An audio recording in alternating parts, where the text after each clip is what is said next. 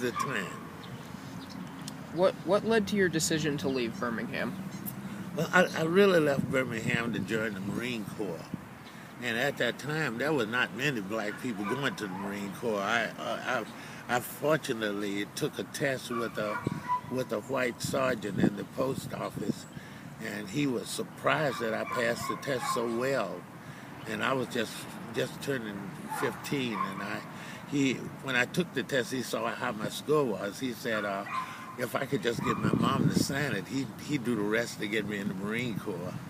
And so I went to the Marine Corps with a platoon of 80 people, and I was the only black person. And sometimes that caused me to have to fight. It caused me to get my finger cut because I had to defend myself when the guy said the word nigger, and they told me to go back in the back of the barracks, and I had to fight that guy. And we fought with bayonets, and he practically cut my little finger tip off. I got it sewed back on, but it never would grow right.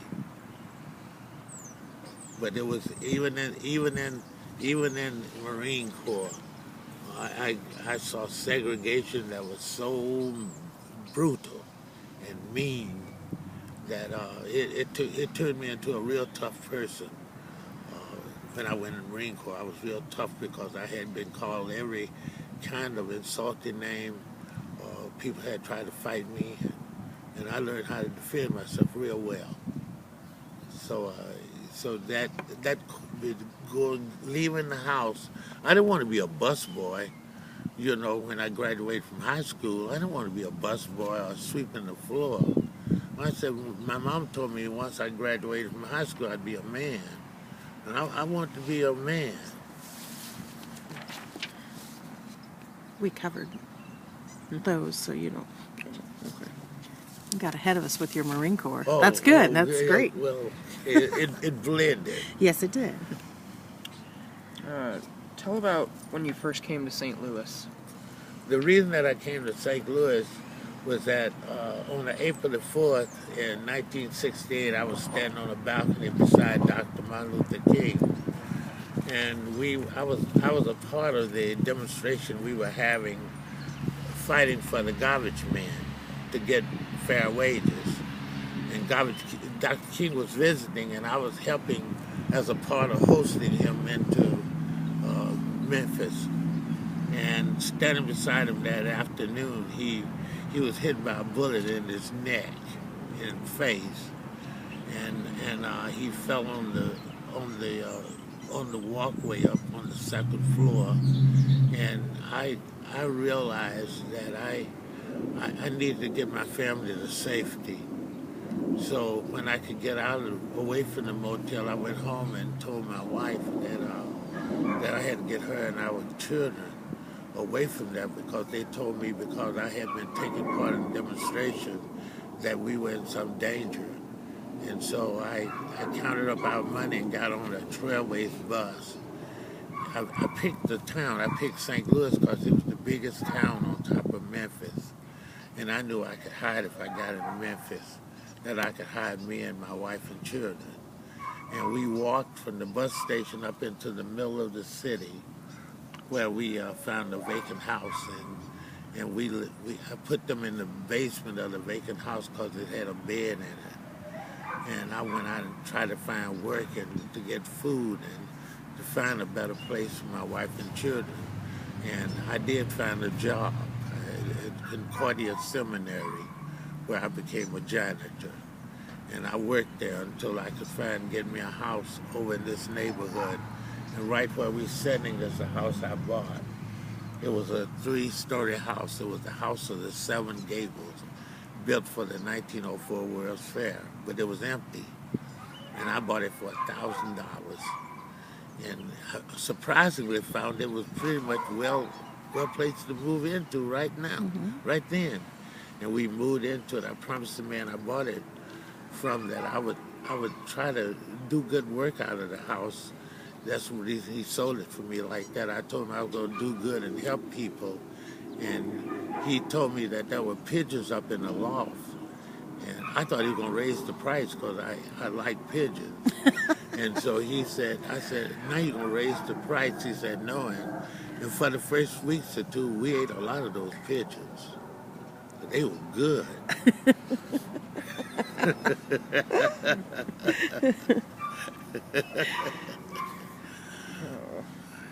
How was being in St. Louis different from being in Birmingham? It was fast. It was big. And I didn't know anything about, how to talk to people in St. Louis. They talk different from us in the South. I used to have a real Southern drawl. And I almost had to learn to talk like this as a second language. Not bad. It was not my first language. People would talk to me, and I talked so slow. But now I learned to talk like this so I could talk to you and other people when I found out that I was going to be talking for poor people.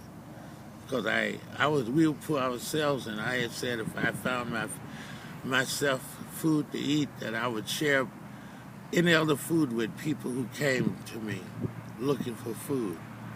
And when I bought this house, I put a table out there on the side by the street, and every day I'd find the food that I could give away, I'd put it on that table.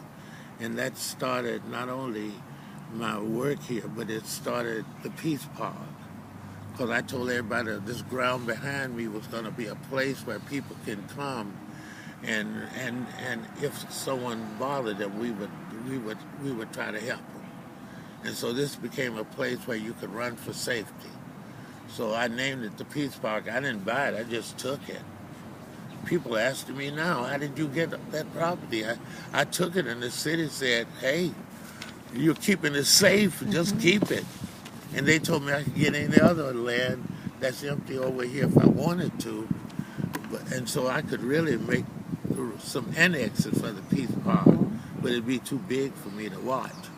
Because I sit up in my window and I watch it at night to make sure people are safe. But I learned that the guys here, that this is just as segregated a town as most towns are. There's segregation here. That's racial prejudice in this town. And I tell people all around in little towns like the town you live in to be very aware that there's prejudice everywhere. It's not just in the South, but it's more meaner here because in the South they would at least put on robes and burn crosses and they pretty much show you that they hated black people. In the North they didn't even shake your hands and they don't like you anyway. So it's real tricky. So that answers that question. That was his next question was, how are race relations different here than in Alabama? People think that they're better here, but they're just different. Sometimes it means. I'm sure that you know, and the people who are hearing this know people who don't like black people, and who at home, they use the word nigger. They say it at their house, but they don't say it when they're at school. But I know my children tell me about times when they saw racism at their school.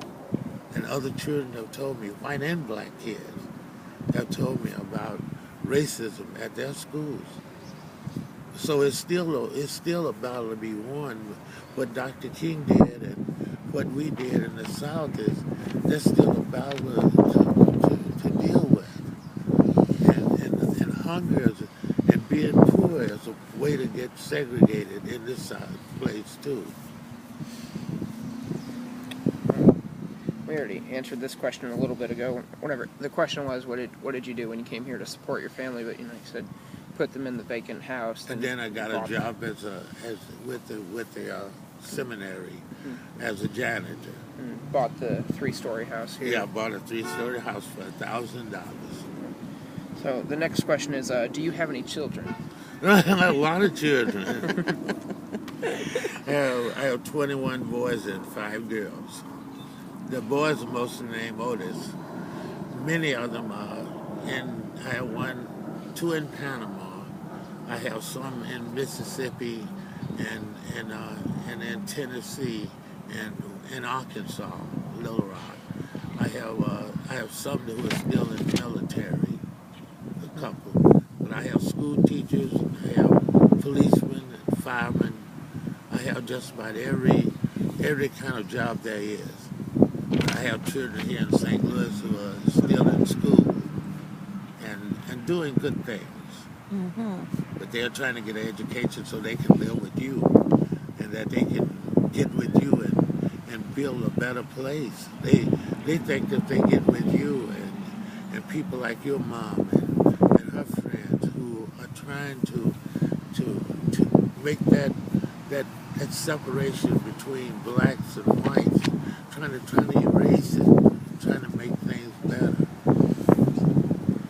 I'm trying to do all that before I die.